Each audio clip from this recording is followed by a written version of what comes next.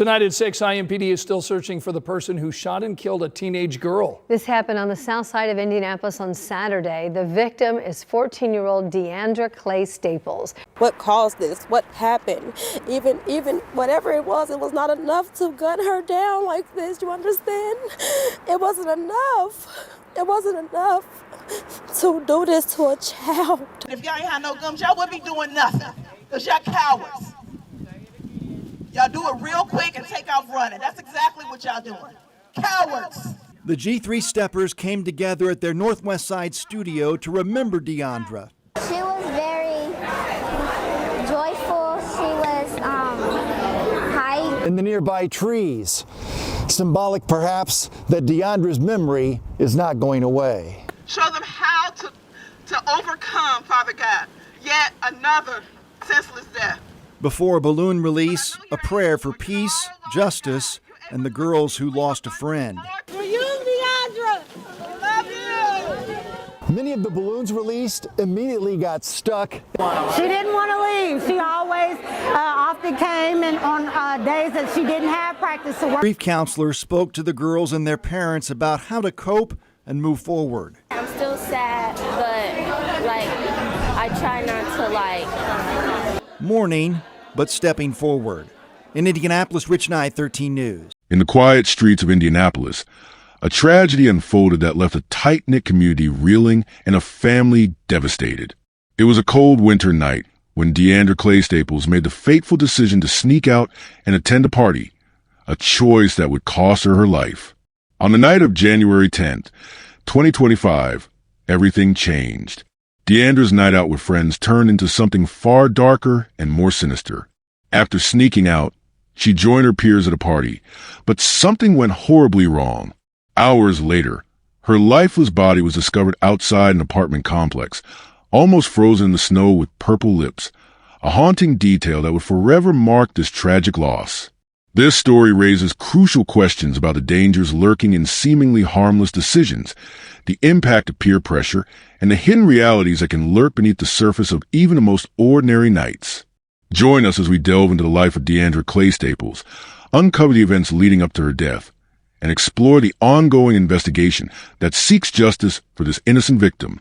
What led to her tragic end? How did a fun night out with friends spiral into a deadly situation? And most shockingly, who is responsible for taking the life of a young girl with so much potential?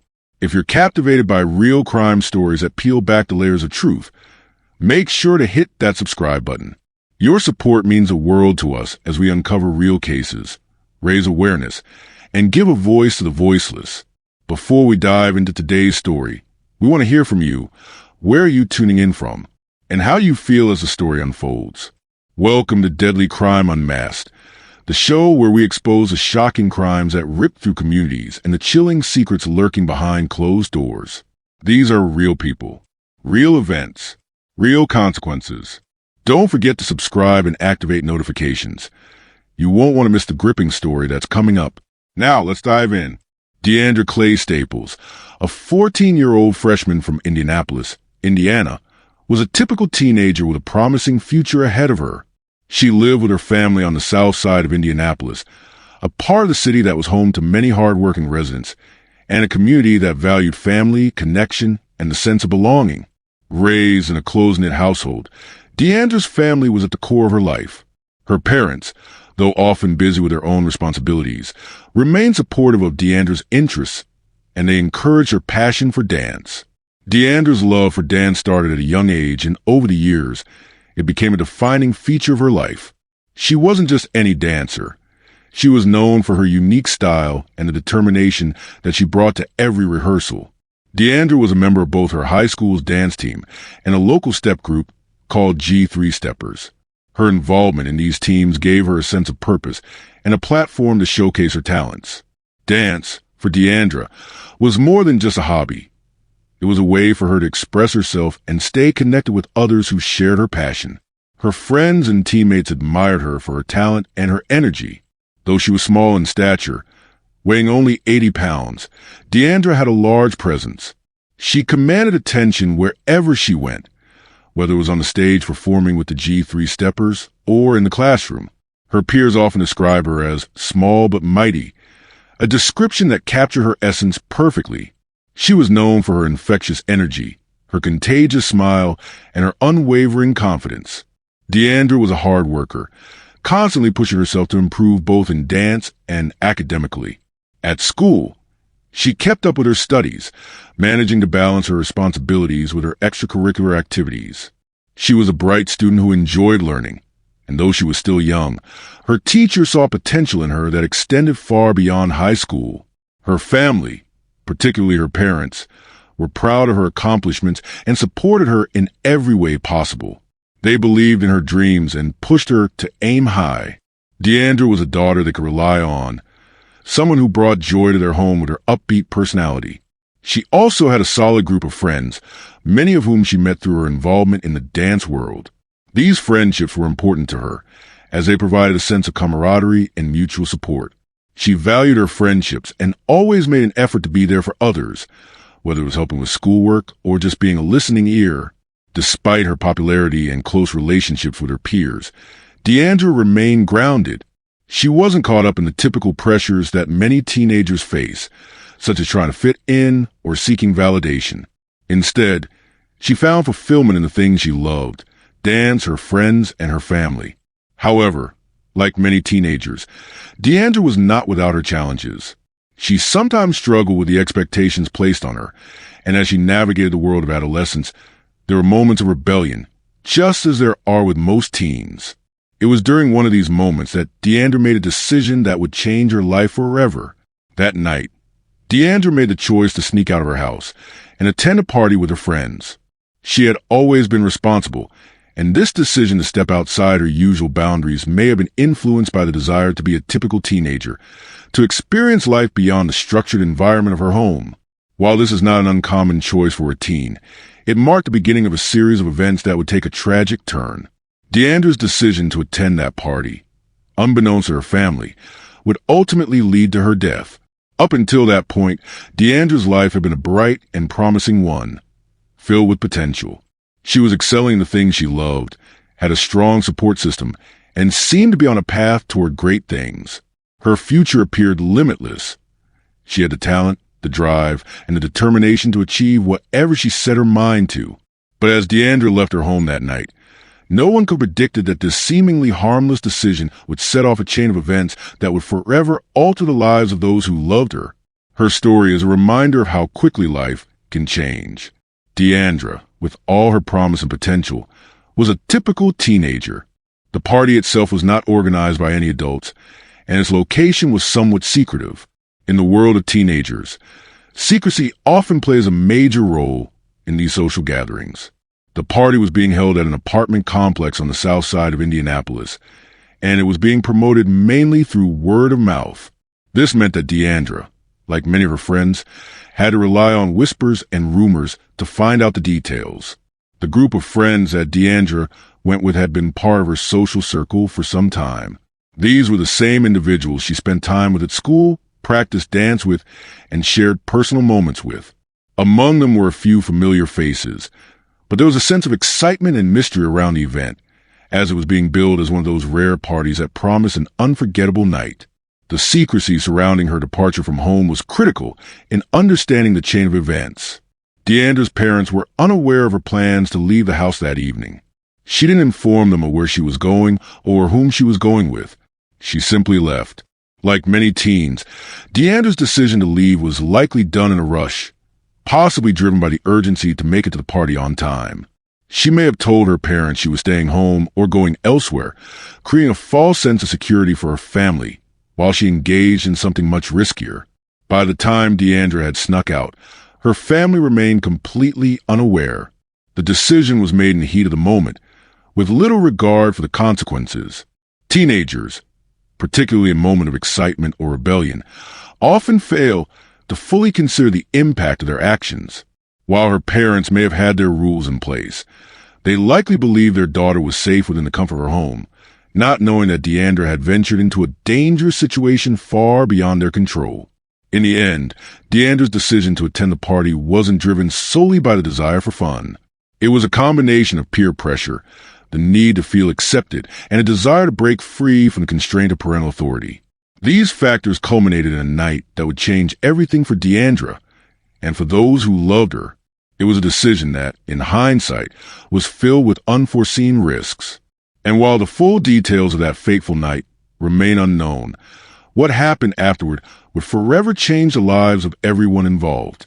Eyewitnesses, whose names remain confidential due to the active nature of the investigation, confirmed that Deandra arrived at the apartment shortly after 10 p.m. She was reportedly dropped off a few blocks away and walked to the building to avoid detection. Inside the apartment, she was seen interacting with a small group of peers, 3 of whom have been identified as individuals from her school and dance team network. According to partygoers interviewed by police, Deandra appeared relaxed at first, socializing and laughing with the others. However, witnesses claim that the atmosphere shifted later in the night. One individual recalled a disagreement between Deandra and an older female attendee over an unknown issue. The nature of this conflict is still unclear, but one source said it escalated into verbal tension and contributed to a noticeable change in Deandra's demeanor. Another witness reported that Deandra received several text messages while at the party. A subpoenaed phone record confirmed that she had multiple exchanges between 11 p.m. and 1 a.m. with an unidentified number. The contents of those messages have not been publicly disclosed, but authorities believe they may contain key information related to her departure from the apartment. Sometime between 1:30 a.m. and 2 a.m., witnesses stated that Deandra left the apartment alone. No one reported seeing her forcibly removed, and there was no mention of her calling for a ride or requesting help. A few attendees said they assumed she was leaving to meet someone or heading home. Surveillance footage from a nearby street camera showed a person matching Deandra's description walking alone along a sidewalk in the direction of the adjacent apartment complex's parking area. That was the last confirmed sighting of Deandra alive. On the morning of January 11th, 2025, residents of a quiet apartment complex on the south side of Indianapolis woke up to a chilling scene. It was a cold winter morning, and temperatures had dropped significantly overnight. Snow covered the ground in thick patches, and the streets were mostly deserted due to the icy weather. Around 7:30 a.m., a passerby noticed a small figure lying motionless near a dumpster behind one of the buildings. Initially, the individual assumed it was a pile of clothes or discarded trash. However, a closer look revealed a disturbing reality. The body of a teenage girl was lying face up, partially covered in snow, with no visible signs of life. The girl was later identified as Deandra Clay-Staples. She was wearing the same clothes she had on when she left for party the night before: tight jeans, a short jacket, and sneakers. Her body showed no immediate signs of struggle or visible wounds, but the condition of her body raised serious concern. Her lips were purple, her skin pale, and her limbs stiff from the cold. The snow around her was undisturbed, suggesting she had either been placed there or had collapsed without moving further. There were no signs of recent footsteps or tire tracks nearby. Emergency services were immediately called. The first responders, upon arrival, confirmed that Deandra had no pulse and had likely died hours earlier, possibly during the night. The exact time of death was initially unknown, but medical estimates later narrowed it to between 1 o'clock and 3 a.m. The severity of the cold, combined with her light clothing and lack of shelter, suggested exposure as a significant contributing factor.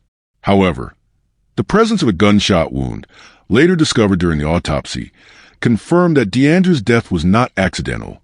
Neighbors in the area began to gather as police cordoned off the scene. Many expressed confusion and concern, claiming they had not heard anything unusual during the night. The apartment complex, though not considered a high-crime area, had occasional reports of noise complaints and disturbances.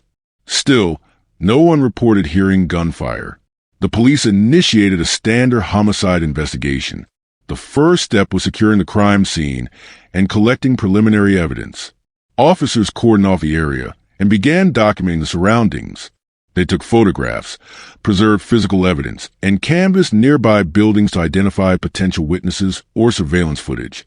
Deandra's phone, found near her body, was collected and secured for forensic analysis.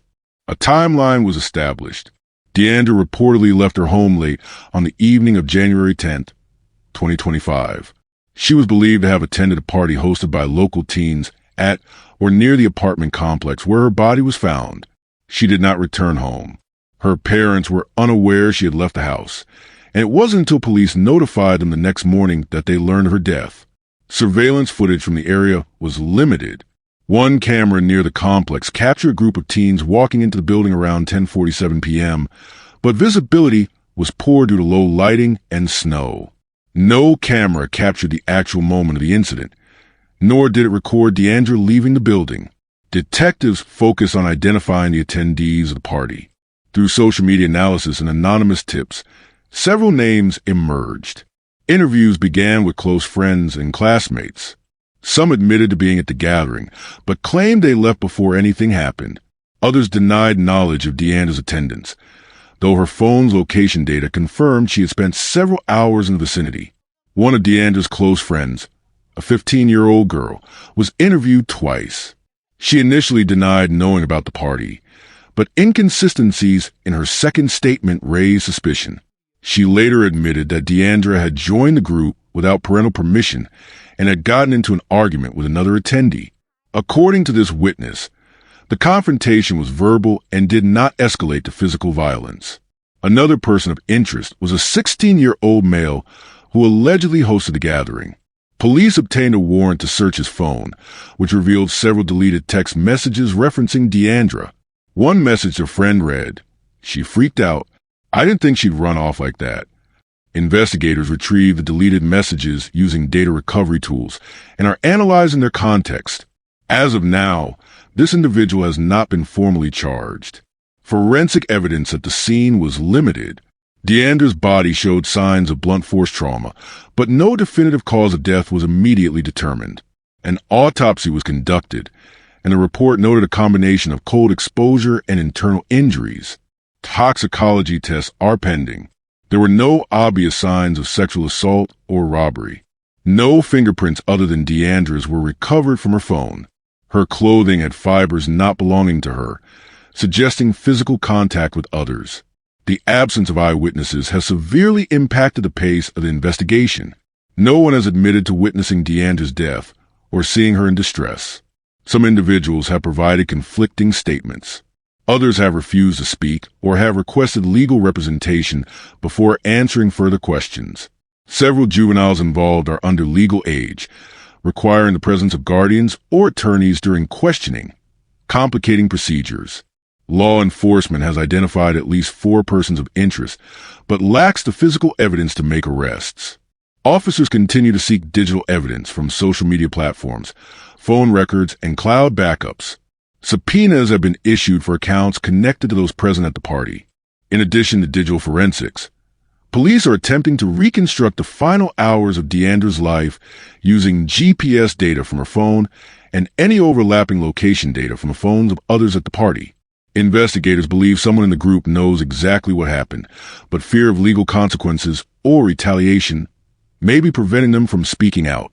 The investigation faces multiple barriers. No surveillance footage capturing the act or immediate aftermath.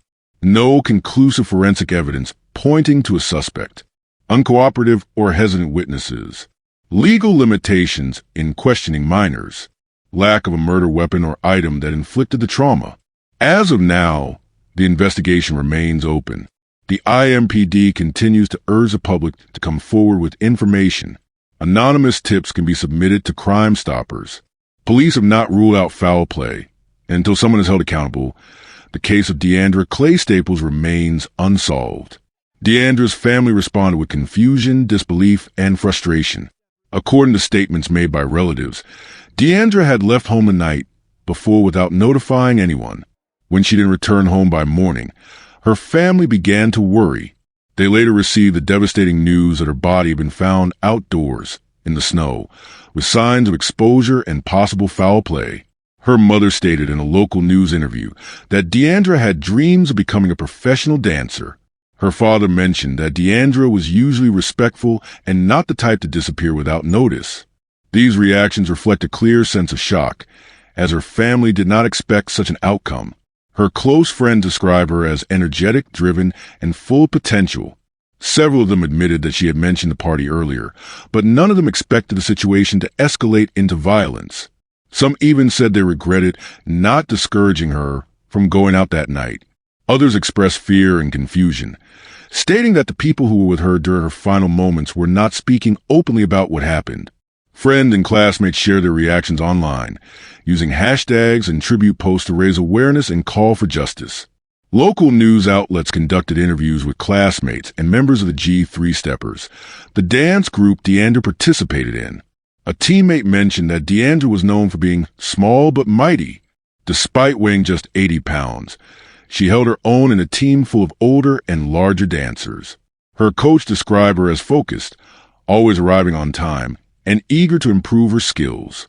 The coach also confirmed that Deandra had not shown signs of any troubling behavior before the incident. Teachers at Southport High School noted that Deandra had been a lively and expressive student, often using dance as a way to channel her energy. Many of her classmates expressed disbelief. One student stated, "She was just here yesterday, laughing and practicing steps. Now we're hearing she's gone and nobody knows why." Community members, especially parents, expressed concern about the safety of local youth. Some used Deandra's case to speak about the need for better supervision, communication, and after-school programs. Several local leaders said they would push for more community outreach to prevent future tragedies involving minors. Several memorials and tribute events were held in Deandra Clay-Staples' honor. A candlelight vigil was organized outside Southport High School. Dozens of students, teachers, family members, and residents gathered to remember her. Many wore purple and gold, colors associated with her dance team, and held up pictures of Deandra performing at competitions. Her step team, the G3 Steppers, held a special performance dedicated to her during their next public event. The routine included a moment of silence and a chant calling for justice. The team also released a tribute video compiling her best performances. Her family set up a GoFundMe page to help with funeral costs and legal support. The page quickly gained traction, with donations pouring in from people across Indianapolis and beyond. Many donors left comments urging authorities to find who did this and bring justice for Deandra. Despite the public attention, the case remains unsolved. No arrests have been made, and police have not released the names of any suspects.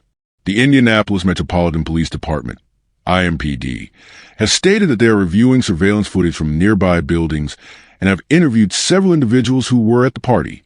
However, progress has been slow. Deandra's family has continued to push for answers. They've spoken at community events, urging anyone with information to come forward. Her mother stated that someone knows something and expressed frustration that silence is preventing closure. Advocacy groups in the city have also taken an interest in the case. Youth justice organizations have shared her story on social media and included her name in broader campaigns against youth violence. In addition, local journalists have kept the story alive by providing frequent updates and reminders to the public. Community leaders have called for improved safety measures and better communication between teenagers and parents to prevent similar tragedies. The continued lack of resolution in Deandra's case has kept tensions high within the community. As of now, the investigation remains open, and her family has vowed not to stop speaking out until the truth is uncovered. As of May 2025, the investigation into the death of 14-year-old Deandra Clay-Staples remains open and unsolved. The Indianapolis Metropolitan Police Department is actively handling the case, but has not announced any major breakthroughs. No suspects have been publicly identified, no arrests have been made, and no formal charges have been filed. The lack of confirmed suspects or witnesses continues to hinder progress. The case presents several investigative challenges.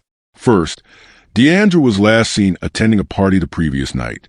Authorities have confirmed she was not given permission by her family to leave the house, meaning her movements were not known until after her death. Locating individuals who attended the same party and securing their cooperation has been difficult.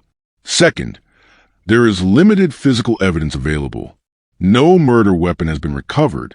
Additionally, any surveillance footage from nearby residences or businesses has either proven inconclusive or unavailable due to technical failures, poor visibility, or non-functional cameras.